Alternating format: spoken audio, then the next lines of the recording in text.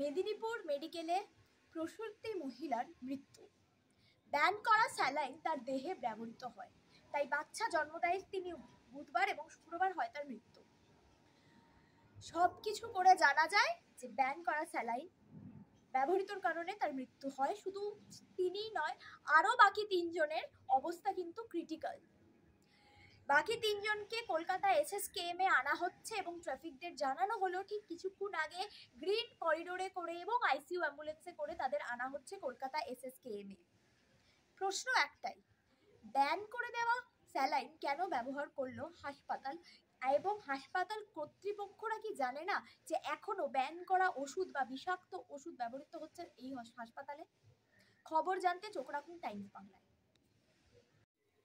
এই ঘটনার পরেও নদিয়ার তেহট্ট হসপিটালে সেম ব্ল্যাকলিস্টেড কোম্পানির ওষুধ কিন্তু এখনো ব্যবহৃত হচ্ছে, এবং এই দেখে রোগীর বাড়ির লোকরা কিন্তু যথেষ্ট আতঙ্কে রয়েছে।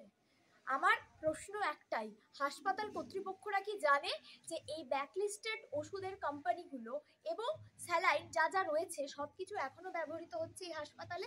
যদি জেনে থাকে তাহলে কেন কোনো পদক্ষেপ নেওয়া হচ্ছে না? ধন্যবাদ, চোখ রাখুন টাইমস বাংলায়।